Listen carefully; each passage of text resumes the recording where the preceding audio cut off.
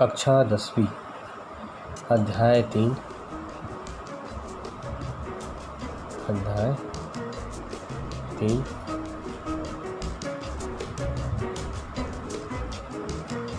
एक चर का द्विघात समीकरण, इसके बारे में हम आज इस कक्षा में पढ़ेंगे। अब होता क्या है कि एक चर का द्विघात, आपको पता होना चाहिए चर होता है जिसका मान स्वतंत्र होता है। ठीक है, स्वतंत्र का मतलब उसका मान कुछ भी हो सकता है, कुछ भी रख सकते हैं, 1 से लेकर 10 तक उसका मान हम रख सकते हैं, जो भी हो जितना भी हो हम रख सकते हैं। अब यहाँ पे आता है एक चर का द्विघात समीकरण। द्विघात का मतलब तो जिसका घात कितना हो, 2 हो। ठीक है, तो एक चर मतलब x y z, इसी में से भी एक x लेना है। ठीक है, चर में हम समझ लेते हैं x y z आदि। ठीक, अब घात कितना होना चाहिए आपका, है ना, द्विघात मतलब 2 का 2। ठीक है, इसे वर्ग समीकरण भी कहते हैं। क्या कहते हैं? वर्ग समीकरण। वर्ग समीकरण या द्विघात समीकरण। ठीक, वह समीकरण जिसमें चर राशि का अधिकतम मान कितना हो, 2 हो, वह वर्ग समीकरण कहलाता है। और इसका मानक रूप, वर्ग समीकरण का मानक रूप क्या हो सकता है? तो इसका मानक रूप हो सकता है ax की घात 2 धन bx धन c बराबर कितना होगा, 0। ठीक है जी, वर्ग समीकरण या द्विघात समीकरण ax की घात 2 धन bx धन c बराबर 0 होता है। अब हमको ये मान पता होना चाहिए जहाँ पर, है ना। अब यहाँ चर बोला तो चर कितना है, x है, ये ना, उसका घात कितना, 2 है। तो हमने जाना, अगर हमें प्रश्न पूछता है कि एक चर का द्विघात समीकरण कौन सा है, तो जिसकी जो पहली जो संख्या होगी, जो चर होगा, उसका घात कितना होना चाहिए, 2 हो। ठीक है, तो वो कहलाता है ना, द्विघात समीकरण कहलाता है। अब इसमें से मानक रूप ये रूप होता है ना, क्या होता है, ये वाला रूप होता है आपका। ठीक है जी, बराबर किसके होना चाहिए, 0 के बराबर होना चाहिए। जहाँ पे a जो होता है बराबर 0 के नहीं होता, और b और c कोई भी अचर हो सकता है, तथा b और c, है ना, कोई भी अचर हो सकता है। ये चीज़ याद रखना है आपको।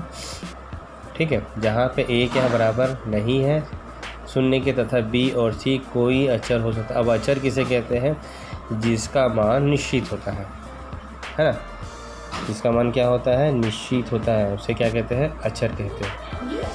ठीक है, अब हमारे पास सवाल आता है, प्रश्न आता है कि कैसे इसको हल करने का है, तो हम उसको देखते हैं, है ना। जैसे प्रश्न वाली पहले में लिखा है कि किस प्रकार से हल करना है ना। पहले में क्या लिखा है आपका, है ना, गौर करना है कि प्रश्न वाली पहले में लिखा है निम्नलिखित में से वर्ग समीकरण चुनना है। ठीक है, क्या करना है, वर्ग समीकरण चुनना। वर्ग समीकरण को हल करना, तो पहला होता है गुणनखंड विधि और दूसरा होता है सूत्र विधि। तो गुणनखंड विधि में कैसे हल करते हैं, इसमें बीच के पद, है ना, जैसे यहाँ पे मिल गया था कोई भी, जैसे ये x की घात 2 धन bx धन 0 c बराबर 0 है। ठीक है जी, अब इसको मानेंगे कि ये जो बीच का पद है ना, bx लिखा है, हम b माने, तो b जो होता है पद, ठीक है, सबसे पहले क्या किया जाता है, a का गुणा c से किया जाता है।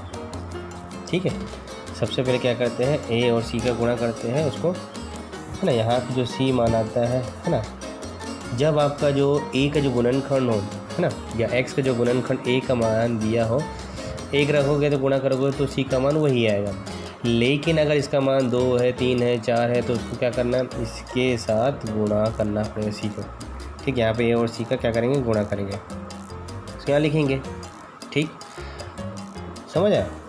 तो इसे समझने का एक और तरीका है कि जब गुणनखंड विधि में हम इसे हल करते हैं तो ये जो आपको मानक रूप देता है, तुलना कर लेना, ए बराबर इतना, बी बराबर इतना, सी बराबर इतना है। ठीक है जी। उसके बाद क्या करना है, आपको बी रखना है। तो बी हमको मानना है कि गुणनखंड विधि में बीच के पद को तोड़ा जाता है ना। बीच के पद को तोड़ा जाता है, कैसे तोड़ा जाता है, तो बीच के पद को इस प्रकार तोड़ा जाता है कि अगर, है ना, अगर यहाँ पे आपका बी दिया है, यहाँ पे सी दिया है, ठीक है, तो ये इस प्रकार से हल किया जाता है कि बीच के पदों को जोड़ा या घटाया जाता है। ठीक है, बीच के पदों क्या किया जाता है, जोड़ा या, है ना, दो पद जो आता है उसको जोड़ा या घटाया जाता है। ठीक, ये में क्या करते हैं, जोड़ा या घटाया जाता है, घटा देते हैं। तो यहाँ पे गुणा किया जाता है ना,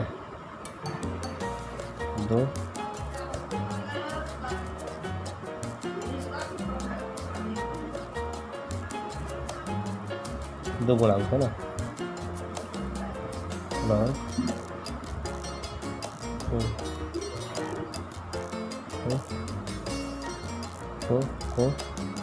गुणा चिन्ह से 7 किया जाता है। ठीक है, क्या किया जाता है, गुणा किया जाता है। बी में जोड़ा या घटाया जाता है 2 गुणांकों को, और यहाँ पे सी में क्या किया जाता है, 2 गुणांकों का गुणा किया जाता है, वो भी चिन्ह के साथ में। ठीक है, इसमें हमको वो 4 प्रकार के सवाल हो सकते हैं, देखते हैं। देखिए, मैं आप लोगों को बता रहा था कि ax की घात 2 धन bx धन c बराबर 0, ये 4 प्रकार के हो सकते हैं। कैसे हो सकते हैं कि पहला है ax की घात 2 धन bx धन c बराबर 0। ठीक है, कहने का मतलब है यहाँ पे 2 संख्याओं का गुणांक। ठीक है, तो यहाँ पे धन भी हो सकते तभी इसका मान, है ना, इसको देखेंगे किसका मान हो सकता है, दोनों संख्या, तो बड़ी संख्या की धन हो सकती है ना, दोनों संख्या धन में तो गुणा करने धन आता है। अब यहाँ पर ऋण है, इसका मतलब है कि दूसरा वाले में कहता है ऋण है, तो गुणा करने से कितना चाहिए, ऋण आना चाहिए, है ना, तो बड़ी संख्या क्या है, इसमें ऋण की है। ठीक है, छोटी संख्या धन में। तीसरा जो है, तीसरा कहता है x की घात 2 धन bx धन ऋण c बराबर 0, इसमें गुणा होगा, देखो गुणा हो रहा c है, लेकिन यहाँ पे है ना, ये 2 संख्या गुणा हो रहा, तो उसमें 2 संख्या, एक धनात्मक एक ऋणात्मक है, तो बड़ी संख्या ऋणात्मक है कि धनात्मक, ये इस पे b पे डिपेंड, तो बड़ी संख्या कितना है, धनात्मक है, छोटी संख्या ऋणात्मक। ठीक है, यहाँ पे देखो चौथा कहता है कि x की घात 2 ऋण bx ऋण c बराबर 0 है। इसका मतलब क्या है, 2 संख्या गुणा होगा, है ना, एक धन है एक ऋण है, और बड़ी संख्या कौन सी होगी, ऋण में होगी। समझ आ रहा है कि नहीं। तो c में क्या होगा, c में 2 संख्याओं का आपस में गुणा होता है। ठीक है, कैसे हो सकता है, देखिए इस प्रकार से हो सकता है।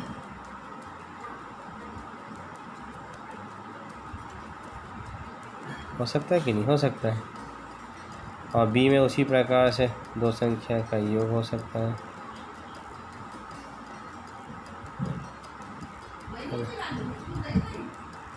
दो संख्या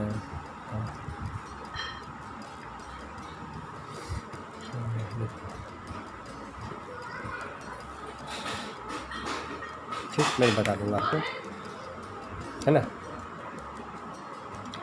यहाँ पे c का है, c किसके बराबर, 2 ऐसी संख्या जिसका गुणा करने से धन और धन का गुणा के धन आए। ठीक है, धन ऋण का गुणा, देखो धन का गुणा के धन आया, और धन ऋण का गुणा किए तो ऋण आया है, और ऋण का गुणा किया है तो कितना आना चाहिए आपका, है ना, वो भी धन आएगा पहले ऑप्शन में। ठीक, पहले ऑप्शन में कितना आना चाहिए, धन ऋण का गुणा किया तो कितना आना चाहिए, धन आना चाहिए। ठीक, और धन ऋण का गुणा किए तो कितना आना चाहिए, ऋण आना चाहिए। मतलब इसमें से जो भी संख्या बड़ी हो, ठीक है, जो भी संख्या बड़ी होगी उसका मान आएगा। अभी में उसी प्रकार से 2 धन है तो उसका योग होने से धन आना चाहिए, है ना। दोनों संख्याओं क्या होगा इसको, क्योंकि बी में धनात्मक होता है, दो संख्या को जोड़ा जाता है, घटाया जाता है। घटाने का मतलब बड़ी संख्या ऋण में होगी तो घट जाएगी, दोनों में से कोई भी एक चिन्ह ऋण में होगा तो घटेगा, और दोनों में से कोई एक भी संख्या अगर ऋण में होगा तो घटेगा, है ना। समझ, चिन्ह बराबर होगा तो जुड़ेगा, चिन्ह बड़ी संख्या का जो भी होगा, ठीक है ना। दो संख्या देखो एक और बार बता देता हूँ, 4 प्रकार की हो सकती है कि सी में दो संख्या लेंगे, अगर दोनों संख्या धनात्मक है तो ये भी धनात्मक यहाँ देखेंगे। अब यहाँ पे दोनों संख्या ऋणात्मक है तभी इसका मान ऋण आया। यहाँ पे दोनों संख्याओं में एक संख्या ऋणात्मक है, छोटी संख्या, बड़ी संख्या क्या धनात्मक, यहाँ धन आ गया। इसको देखेंगे, देखो सवाल को हल करेंगे तभी आएगा, ठीक है। जैसे सवाल को हल करेंगे उस प्रकार से आएगा। देख आओ हम प्रश्न को हल करना देखते हैं। पहले दिया हुआ है कि किस प्रकार से इसे हल करते हैं, है ना। यहाँ पे प्रश्न दिया x की घात 2 धन 6x धन 5 बराबर 0 दिया हुआ है। तो आप लोग देख सकते हो b बराबर 6 है, c बराबर कितना दिया है 5 है। अब हमको पता है कि यहाँ पे गुणांक उसका गुणा हुआ तो 5 एकम 5 ही हुआ, ठीक है जी। यहाँ पे 1 हुआ तो उसका कितना हुआ 5 एकम 5 हुआ, ठीक। अब 5 यहाँ पे धन है, यहाँ भी धन है, मतलब दोनों संख्या क्या हो सकती है धनात्मक। तो ये बताओ चलो किसके गुणा करने पे आता है, तो 5 एकम 5, 5 का गुणा हम 1 से किए, 5 एकम 5 आ गया, दोनों धन हो सकता है ना। और उसी को जोड़ने से कितना हो सकता है, यहाँ पे धन 6 है तो धन 5 धन 1 का गुणा है ना, जोड़े क्या हुआ आपका 6 हुआ, मतलब हमारा सही हो गया। सी का मान हो गया 5, 5 एकम 5 पाड़ा पढ़ ली, और 6 का बी का मान जो आएगा 6 है, तो 5 धन 1 कितना हो जाता है 6 हो जाता है। आगे देखते हैं, इसको हल करेंगे। यहाँ पे x की घात 2 है ना, यहाँ पे 6x है, 6x की जगह क्या लिखेंगे, इसको लिखेंगे, ठीक है। इस संख्या को लिखेंगे तो कितना आ जाएगा 5x धन 1 की जगह हम x लिख देंगे, ठीक। यहाँ पर सेम संख्या रहेगा तो चेंज नहीं। अब यहाँ पे जोड़ी बनाएंगे, ठीक है जी। जोड़ी बनाएंगे, इसमें विनिष्ट निकल क्या निकलेगा x निकलेगा, तो यहाँ 5 बच गया। धन यहाँ दोनों में क्या है 1, तो 1 का गुणांक इसलिए 1 से गुणा किया तो उतना ही आता है, ऐसा में 1 को उभयनिष्ठ निकाल दें। अब आप लोग आगे देखोगे यहाँ पे कि यहाँ पे ये उभयनिष्ठ हम इसको उभयनिष्ठ करके निकालें, दोनों मौजूद है भाई। तो यहाँ बचा कितना, ये निकला तो x बचा, यहाँ धन चिन्ह, यहाँ 1 बचा, ये तो निकल गया, बराबर कितना है 0, ठीक है। इस तरह से ये इसका गुणनखंड हुआ। सवाल आपको इस प्रकार से देगा, हल करना बहुत सरल है, तरीका भी सरल है और आप लोग आराम से बना सकोगे। तो ये हल करने की एक सरल तरीका है और इसको आप लोग आराम से हल कर सकोगे, ठीक है। 4 ठो जो मैं बताया उसमें भी आप रख के हल कर सकते। चिन्ह का केवल ध्यान देना है आपको और आपको गुणनखंड आराम से बन जाएगा। एक चीज़ और, अगर आपको प्रश्नावली पहला हल करना है तो प्रश्नावली पहले में दे निम्नलिखित में से वर्ग समीकरण चुनना। तो मैं आप लोग को बता दे सकता हूँ कि वर्ग समीकरण चुनना है तो उसमें हमको ये देखना है कि सब एक चर का द्विघात समीकरण चुनना। कहने का मतलब होता वो कैसा होना चाहिए जिसमें एक ही चर हो, मतलब x है तो सुन है ना, x पहले होगा और वो घटते क्रम में होना चाहिए, पहले बड़े घात फिर छोटे घात, और उनके घात कभी भी ऋणात्मक नहीं होगा। और सबसे बड़ी जो संख्या होगी है ना, घात होगा वो 2 होना चाहिए, उसके बाद 1, उसके बाद 0, है ना। समझ आ रहा है कि नहीं। तो इस प्रकार से द्विघात समीकरण को निकाल सकते हैं हम। और किसी प्रकार का अगर घात में ऋणात्मक रहता है या कर्णी रहता है या बटे में रहता है तो वह द्विघात समीकरण नहीं है, ठीक है। अब जैसे मानक रूप में देखें, मानक रूप में आपको बताया हूँ यहाँ पर x की घात 2 धन bx धन c बराबर 0। कहने का मतलब पहले x का जो गुणा है ना घात है वो 2 होगा, फिर 1 होगा, फिर 0 होगा, है ना। फिर 0 x की घात 0 का मान होता है 1 होता है। तो इस तरह से आप प्रश्नावली पहले को बहुत अच्छी तरह से बना सकोगे। आगे का वीडियो में हम देखेंगे आगे के सवालों को, ठीक है। धन्यवाद बच्चों।